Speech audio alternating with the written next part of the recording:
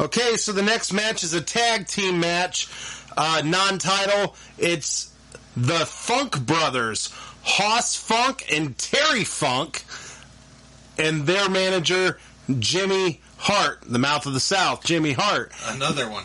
Yeah. So Jimmy Hart does double duty, 2 matches in a row here. Yes. Now what does he do as a manager that does double duty? Does he walk back out and then walk back in with the new team, or does he just stay at ringside and just wait for the new team to come up? How does that work? Well, I don't know. Well, they didn't really have the camera on them, so I was just kind of wondering how that worked out. Obviously, Terry Funk, if wrestling fans will remember, more really in ECW, and then for, I remember him a lot with Mick Foley. Yeah. Or in Cactus Jack. Chainsaw Charlie back in when Mick Foley the Attitude Era. Yeah, so he was around for a little bit there in the Attitude Era. So that's kind of where I learned who Terry Funk was, and then I went back and watched some ECW matches, and he's a crazy man. And and we'll talk more. Yeah, this was pretty tame for Terry Funk. Well, this is pretty tame, but there is a little hints of what to come, because there was some weapons used. There was a table, but we'll get into that when we talk about the match. We're kind of getting ahead of ourselves. But you see a little bit of shade of hardcore Terry Funk coming up in this match. No, I don't know what you're talking about. Jimmy Hart was just throwing the megaphone. Okay, we'll talk about that later. Yeah, let's introduce the other team before we're really going into the match here. So we're kind of getting ahead of ourselves. So their opponent is Junkyard Dog and Tito Santana. Now, yep. Junkyard Dog was in my favorite match of WrestleMania 1. Yes. It was and this was another good match. And then Tito Santana, I think, was in your least... probably both. It was because I believe Tito Santana faced the Executioner. Yeah, wasn't that your least favorite match of WrestleMania 1? Yes, it was. So anyhow, so we've got your least favorite match and my favorite match of WrestleMania 1 back in the ring against the Funk Brothers. Tagged together.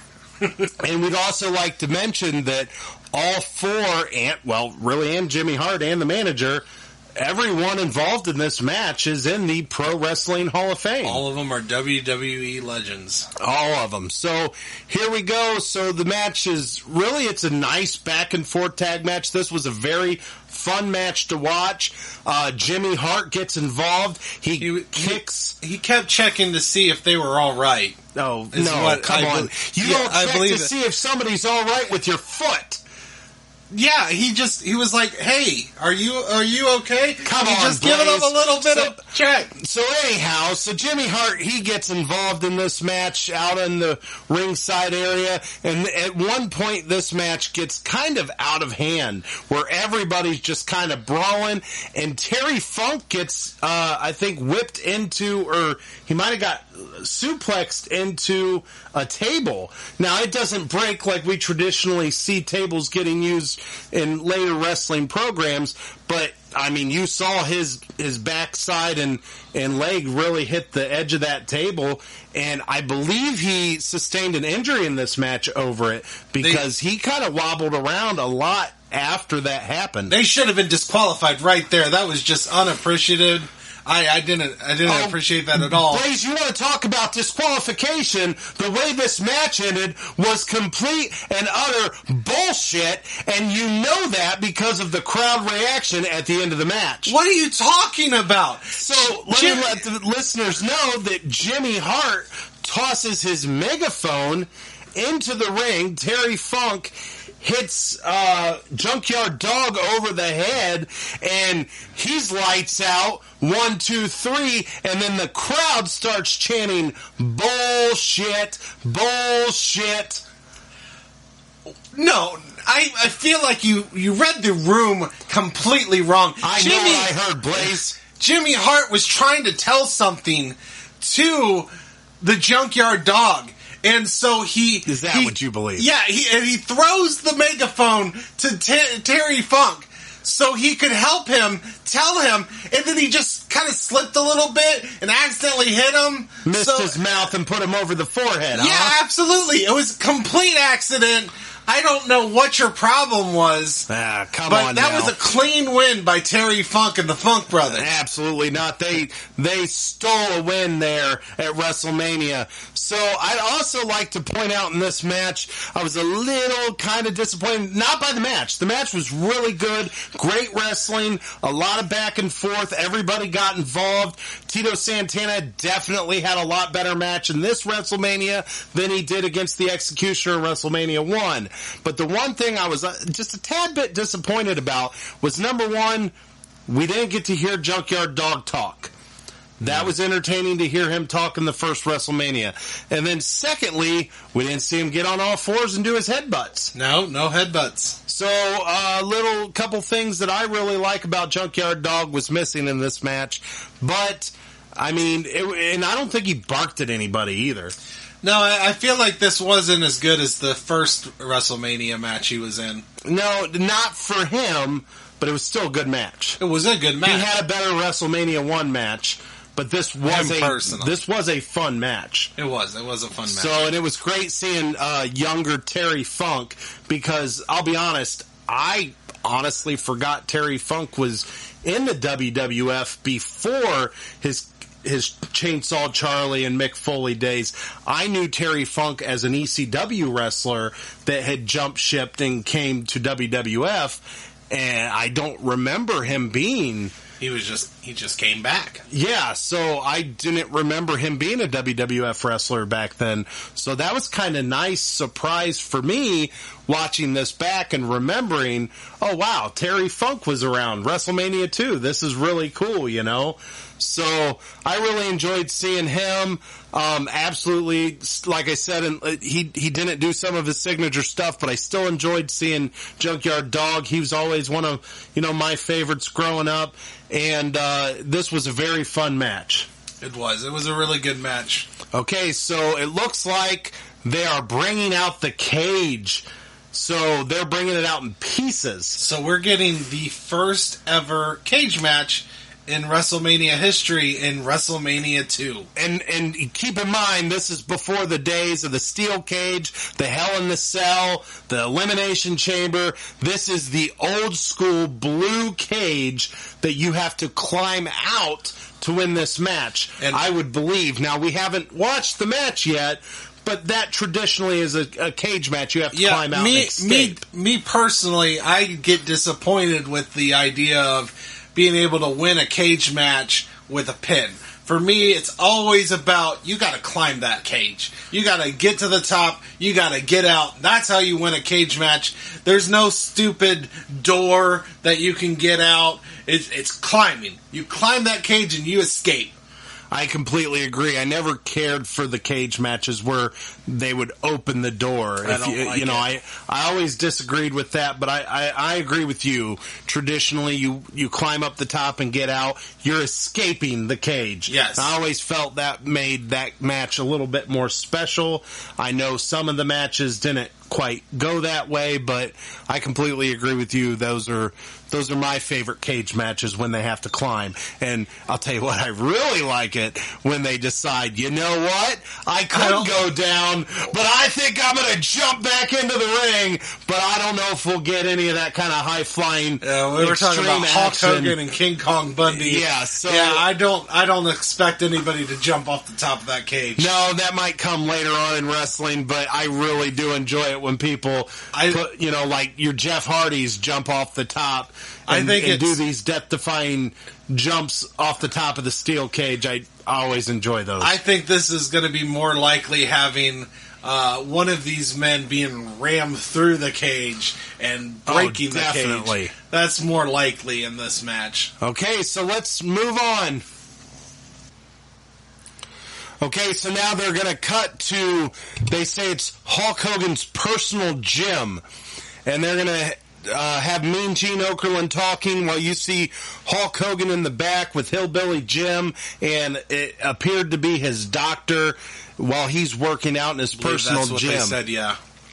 So then at this point, Mean Gene Okerlund is explaining how this match came to be and the feud. He's really trying to build this up like this is personal. And then they cut back to a clip of, I'm guessing, a Saturday night main event.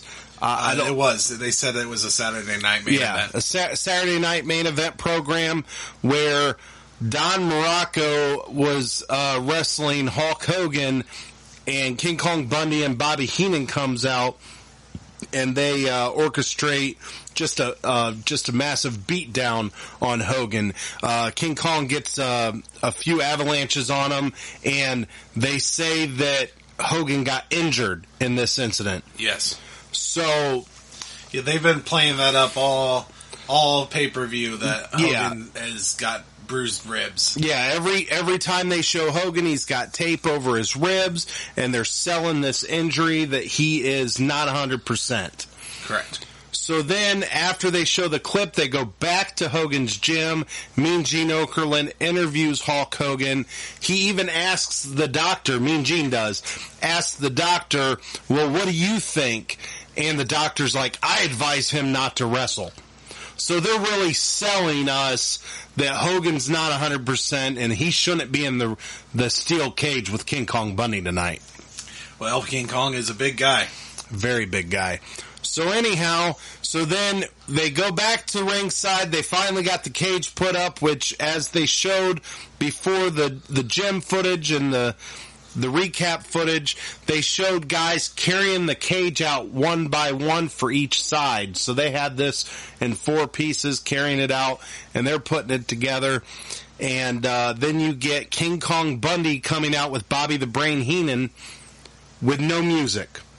Just a resounding amount of boos facing him, and he's just walking out like just a monster. No music, though. Yeah. So then, do what? Oh, I was saying main event, and your challenger has nothing. Nothing. So he's the challenger. So then here comes the iconic Real American music, and here comes Hulk Hogan. For some reason, he's got the bandana on his head, and the excess of the bandana he has in his mouth.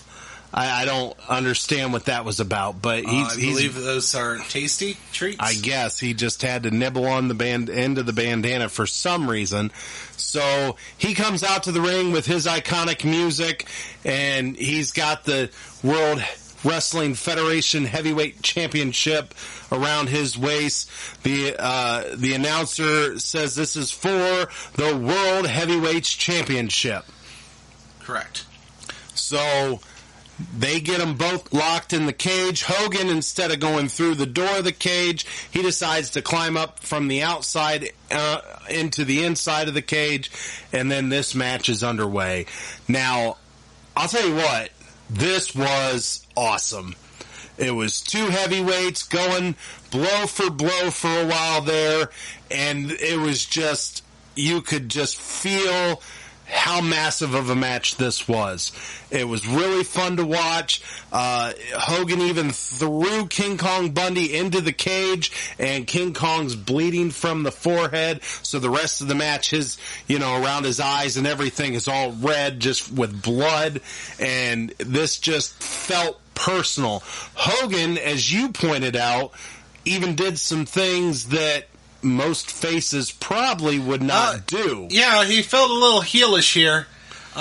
First off, he takes King Kong Bundy's singlet, which I've never seen this before, I don't think. But he took his singlet and started choking him with his own singlet, with his arm part of his singlet. He was climbing out of the cage, and instead of climbing out, he decides to take his foot and choke King Kong Bundy on the rope, instead of escaping and then coming down to do more damage.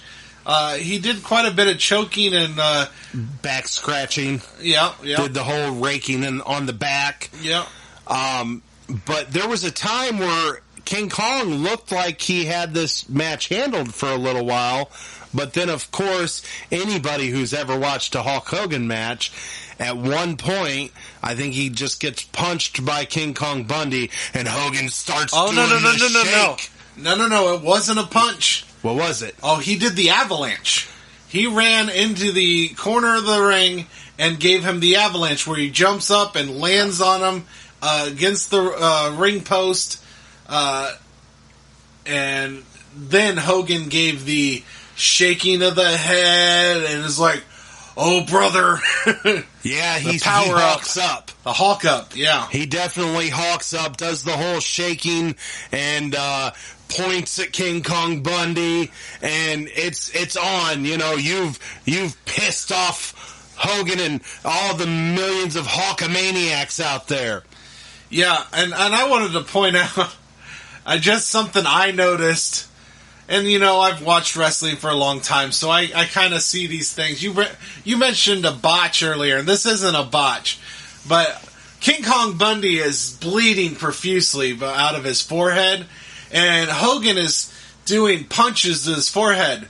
Did you happen to notice Hogan's hands were super clean after that? No, actually, I noticed some blood on his knuckles. Oh, I didn't notice. He must have wiped it off, because immediately afterwards, he did have blood on his knuckles. He must have wiped it off on his trunks or something. Oh, well, I thought I didn't see any blood. So no, he definitely had blood on him. I didn't see it. Well, we'll have to go back and show it to you. So anyhow, this match, he hawks up, knocks King Kong Bundy down, and gives the atomic leg drop. Then he starts climbing the cage, and King Kong gets up, tries to stop him, and then Hawk kicks him in the face, knocks him down again, climbs over top, escapes the cage. He retains the World Heavyweight Championship. Well, then he did something that I did not like at all. Bobby the Brain Heenan was just there, trying to be a good guy, seeing how he's doing it, and Hulk just attacks him. Now, come on now. After everything he was put through, Bobby the Brain Heenan orchestrated that fight, or that beatdown that caused Hogan to have the hurt ribs. So it was time for Bobby the Brain Heenan to get his comeuppance. No. Bobby the Brain Heenan is a wrestler. He is not a wrestler. He is a manager, and Hulk Hogan should respect that. Respect the fact that Bobby the Brain... He doesn't know how to wrestle. Well, then Bobby the Brain Heenan should stay out of Hogan's business if he doesn't want to get... beat down by Hogan. So Hogan starts chasing him around the steel cage, and Bobby the Brain Heenan, like the coward he is, runs into the cage and tries to hold the door shut, trying not to let Hogan in, because he knows Hogan's coming. But what does Hogan do? He's got the force. He rips that open, even though Heenan's holding on to it. He gets in there, and he takes care of business, and he makes sure he knows he didn't appreciate that beatdown 5 weeks ago. Well, he, once again, not a wrestler. What would you do if you had those 64-inch pythons chasing you around the ring? That's not cowardly. That's smart. That's trying to stay alive. What I would do? I wouldn't be messing with the guy with the 64-inch pythons to begin with. I'd keep my nose out of his business, and I wouldn't be having guys beat him down in the ring. I just think that Hogan should show a little bit more class. Okay, well, agree to disagree. So here we go. This is the end of WrestleMania 2. It felt bigger, better, and more epic than WrestleMania 1. So here, let's go ahead, and before we move on to our WrestleMania rankings, why don't we move on to Blaze, what was your favorite match in WrestleMania 2? There was a decent amount of good matches in this one. I think what I'm going to go with is that tag match. Tag team title match. Against the British Bulldogs and the Dream Team. The Dream Team and British Bulldogs. I'm going to have to go with that. Was probably... I liked seeing Macho Man, so my heart wants to go with that, but is pure match-wise, the tag team match was a better match. Okay, well, I agree with you. That match was phenomenal, and it was going to be my favorite match too. But actually, I'm going to have to go with the main event. The Hogan King Kong Bundy match lived up to the build-up, the personalness of it, and it was just I thought it was an awesome match, and I love cage matches.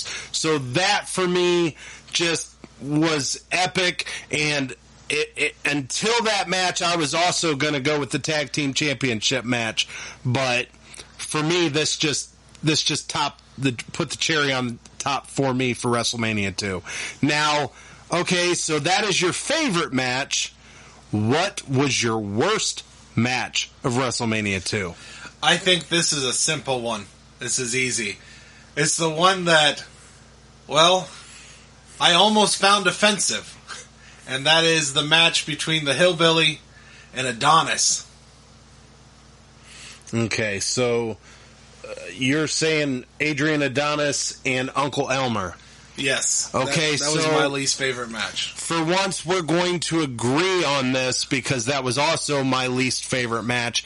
I felt it was more meant for comedy than it was pure wrestling, and it was just one of those kind of, we've had a really good WrestleMania, we just kind of need to tone the crowd down before we move on to the end of the show.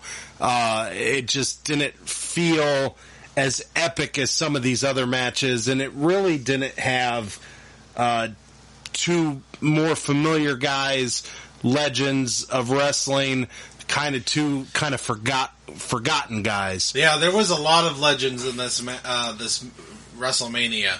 So yeah, these two were forgotten in history, and quite frankly, I'm glad they were forgotten in history. I mean, the Adonis guy, he did sell moves pretty well, but it was a little uncomfortable to watch in 2020. I got you. Okay, so now we're going to move on to our WrestleMania rankings. I know this is going to be short, and it's probably very, very predictable at this point, but this is something we would like to do at the end of every WrestleMania. Well, every pay-per-view. Are we going to rank pay-per-views? No. I was thinking we would rank them per the pay-per-view. Per pay-per-view. So all WrestleManias will ranked. Survivor Series will be ranked separately. Okay. I agree with that. So we're going to keep them categorized in the show that they are, so we can just rank WrestleManias, because it's kind of hard to compare the other pay-per-views, because WrestleMania is usually just so much bigger and better and epic than the other three. Plus, although the other three are very fun. Plus, if you prefer Survivor Series matches or Royal Rumble matches, that one's going to take your heart. It's better to compare them with their own types. Oh, yeah, I didn't even think about that. That's going to be fun, ranking Royal Rumbles. Oh, which yes. Royal Rumbles are going to be better than others, and that is fun. And then later on in WWF, when it becomes WWE, you get a lot of legends coming back and a lot of surprises. Oh, yeah, a lot of surprise so that's going to be really, really fun. I don't know if there's going to be a lot of surprise entrances. Well, Andy Kaufman might show up in one of these. I can't remember when he wrestled, but he wrestled in the 80s. I don't know if he's in any of the WrestleManias or not. I can't remember, but I know he had a short period where he kind of dealt with Jerry the King Lawler. Yeah, he would. And I think that might have been before WrestleMania even, though. I'll have to look that up, but yeah, we'll have to fact check that. He used to wrestle women and saying he was from Hollywood. He was very charismatic. Yeah, because that was about the birth of Saturday Night Live, which was around 75, I believe. You might be right. So I think that was pre-WrestleMania when he got involved with wrestling. Yeah, he might have died in 82. He died in the 80s. So, yeah, I don't think we're going to get an Andy Kaufman zombie to join the Royal Rumble match. I don't think that's going to happen, Blaze. Once again, you're showing how idiotic you are. But hopefully that doesn't affect the listeners. Hopefully you guys still come back and listen to us. So, before we wrap this up, we have a huge shout-out we'd like to give, and that is to Matt Russell. Matt, we greatly appreciate and was just honored, shocked to find out you have donated to the show. I hope we do you justice, and we will help build the show with that money. We thank you first very, subscriber of the Rage and Blaze show. Yeah, he's the first financial subscriber to the Rage and Blaze show, and we want to give you a huge shout out and a huge thank you. Greatly appreciated. Thank you so much, Matt. Okay, so this is the end of our show.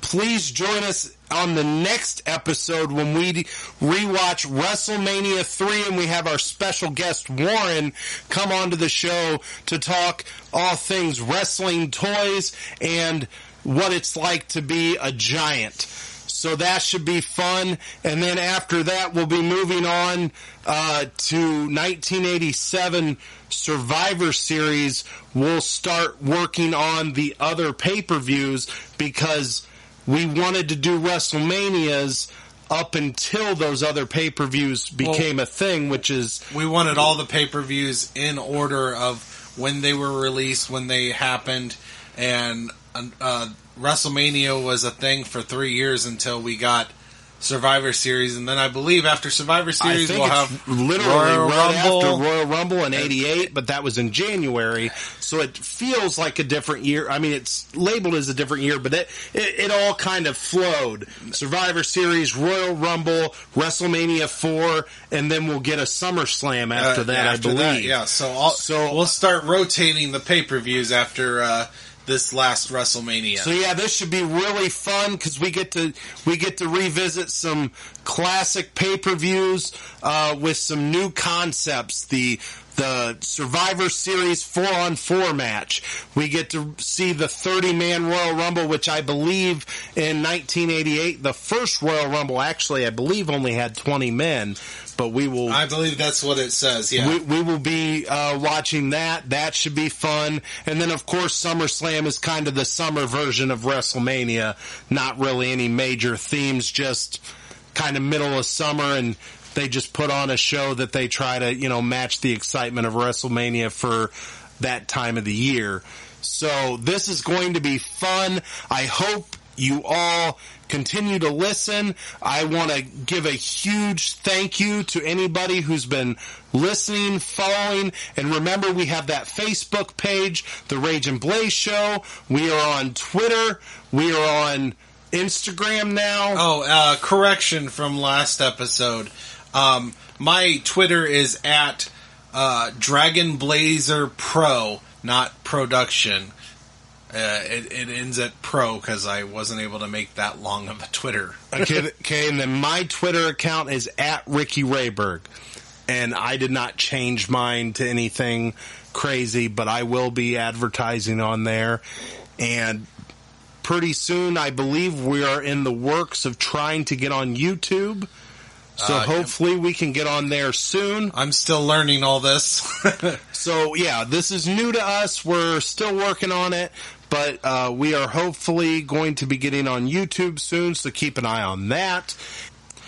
Also, don't forget to listen to us and subscribe. We're on Spotify, Apple Podcasts, Pocket Cast, Overcast, and of course, Anchor.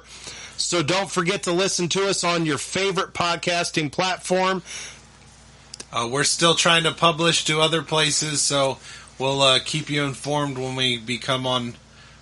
show up on different platforms. So that's the end of this show. I want to thank you all for listening. And I am Rage. And I'm Blaze. See you next time. Auf Wiedersehen.